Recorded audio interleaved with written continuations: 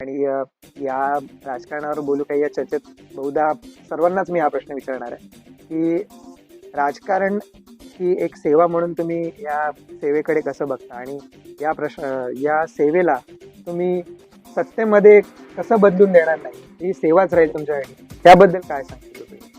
राजकारणाला मी जबाबदारी म्हणून पाहतो, सत्ता म्हणून पाहत नाही. लोकांचे जे काही प्रश्न असतील ते मी स्वतः सोडवण्याचा प्रयत्न करेन आणि ते माझं ध्येय असणार आहे. उद्या माझं नाव नव्हे तर ठसा उमटणे हा माझं काम आहे, कार्य आहे राहणार आहे आणि ह्या कार्यातूनच मी समाजसेवा सगळ्या गोष्टी पुढे करत राहणार. नमस्कार, मी प्रवेश श्रीकांत पालचतकर. आपण मुरुड माझाच्या राजकारणावर बोलू काय या कार्यक्रमाचा भाग 2 बघताय आणि यामध्ये आपल्याकडे आज प्रमुख उपस्थिती पाहुणे म्हणून आहेत.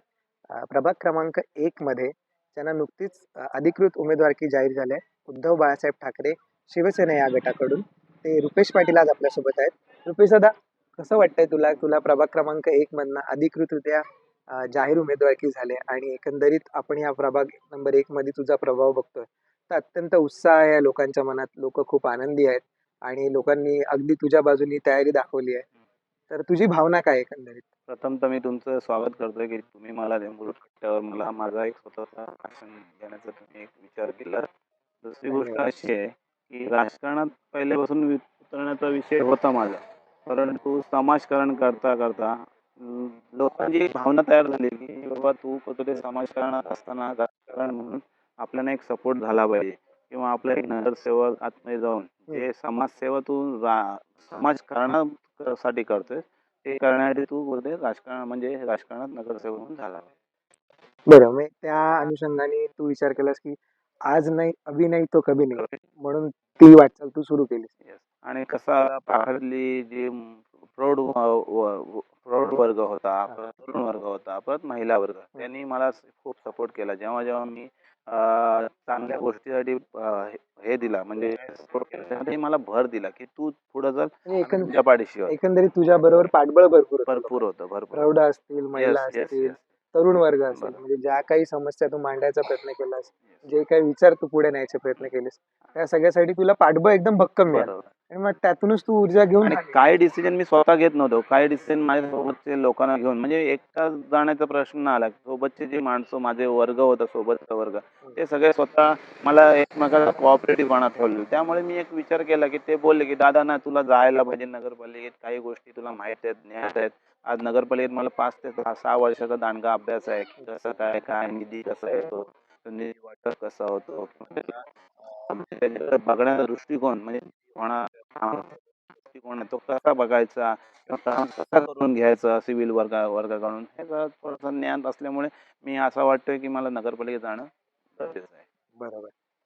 खर तर आज निवडणुकीच्या अनुषंगाने आपण ही चर्चा करतोय, पण जेव्हा तू हा राजकारणाचा प्रवास जेव्हा सुरू केलास, एक शिवसैनिक म्हणून हे काम जेव्हा तू सुरू केलंस, त्याच्याबद्दल आम्हाला थोडंसं सांगशील का की एकंदरीत तुझा प्रवास कसा राहिला, तुझे काय अनुभव होते?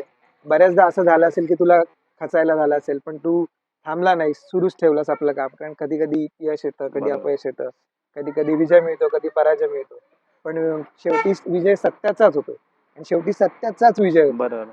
ह्या अनुषंगाने काय सांग? उलटा मी पहिल्यापासून म्हणजे लहानपणापासून जेव्हा आपल्याला समजण्यात होतो माणूस, त्यापासून मी शिवसैनिकच आहे, पहिली गोष्ट. नंतर माझे बाबा स्वतः काँग्रेसचे कार्यकर्ते होते, परंतु माझ्या मनात ती एक ऊर्जा निर्माण झाली बाळासाहेबांना पाहून, आनंद दिघे साहेबांना बघून. आनंद दिघे साहेबांची तर कर्मभूमी आपली आहे, जन्मभूमी पण ही आपलीच आहे.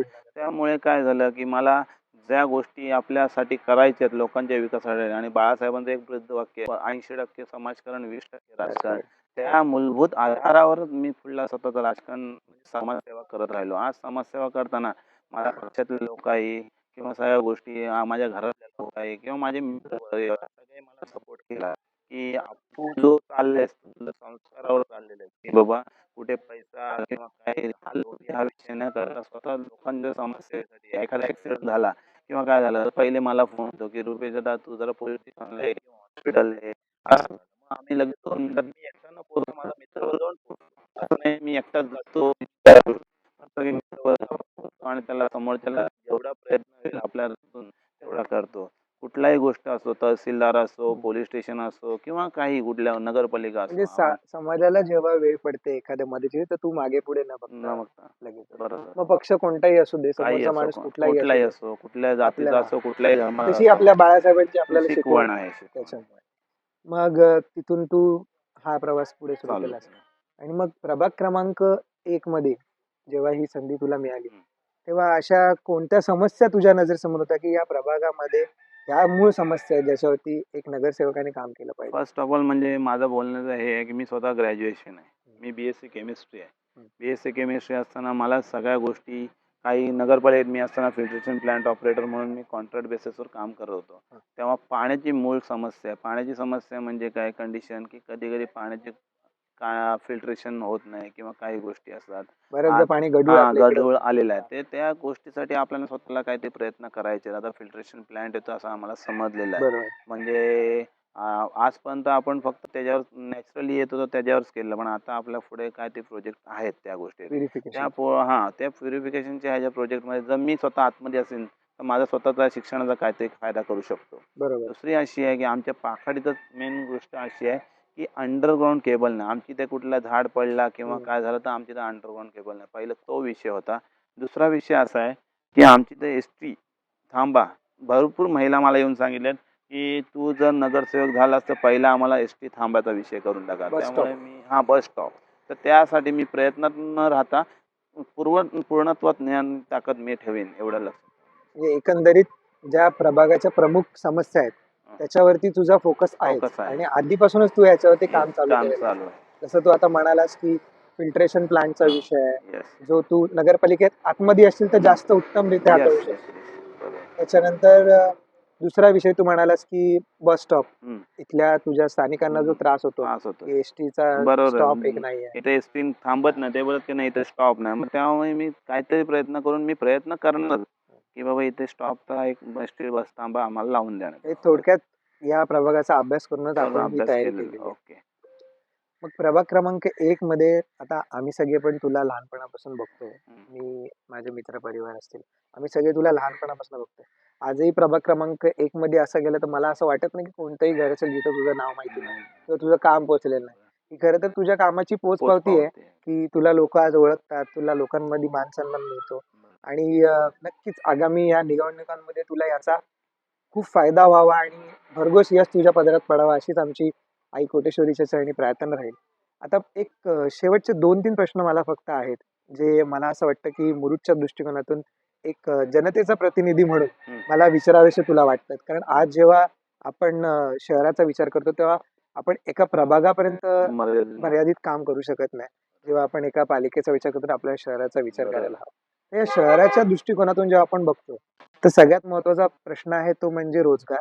आणि त्या रोजगाराच्या अनुषंगाने आपलं पर्यटन व्यवस्थापन आणि त्याच्याच बरोबर आहे आपली जी आरोग्य व्यवस्था. तर ह्या 2-3 गोष्टी आहेत आणि आपला जो मत्स्य व्यवसाय चालतो, कोळी बांधवांचा आपला जो व्यवसाय चालतो, त्याच्यासाठी तुझ्या मनामध्ये काय गोष्टी आहेत किंवा असं काय दृष्टिकोन आहे जो तू या नगरपालिकेच्या माध्यमातून आणशील, त्यांच्या नजरेसमोर आणशील आणि या गोष्टी सुधारण्याचा प्रयत्न करशील? चांगला प्रश्न विचारलात. माझा बोलण्याचा उद्देश एकच आहे की पर्यटन जेव्हा येतो तेव्हा कोकण असल्यामुळे कारणामुळे आपल्याला समुद्रकिनारे लावलेले आहेत. त्या समुद्रकिनाऱ्यावर आपले असणारे मत्स्य व्यवसाय.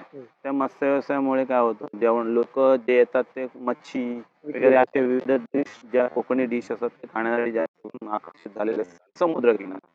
आताची कंडिशन अशी आहे की मत्स्य व्यवसाय चांगल्या पद्धतीने चालला पण पर्यटनाला चालना देण्यासाठी होम गार्डनिंग करायला पाहिजे. म्हणजे गार्डन आपले गाईडिंग करणारे माणसं असतात, गाईड्स वगैरे जे असतात त्यांना व्यवस्थित दिला की बाबा नाही इथली डेव्हलपिंग अशी अशी चालू आहे. हा समोर पद्मवर्ग एक 3 टुरिस्ट किलोमीटरच्या गाईड सारखा प्रकार आपण एक येस, राबवू येस. शकतो.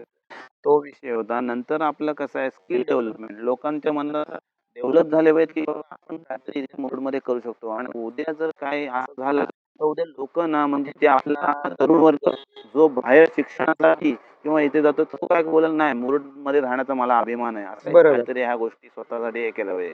दुसरी रोजगाराचा विषय बोलला तर आज आपल्या आजूबाजूला 8 ते 10 किलोमीटर मध्ये आपल्याला एक गंडा पोर्ट आलेला आहे. बरोबर आहे. नाही तर 32 किलोमीटर जेट आलेला आहे किंवा असं काय जेटी वगैरे सगळ्या गोष्टी येणार आहेत. तर त्याच्यासाठी आपण प्रत्येकाने तरुण वर्गाने एकत्र येऊन त्याला जर कॅम्पेन केला तर व्यवस्थित आपली कामगारांची पोरांची कामं पण लागू शकतात. एकंदरीत आपण बघतो की कुठेतरी भूमिपुत्रांना डावलण्याचे विषय येस, होतात येस.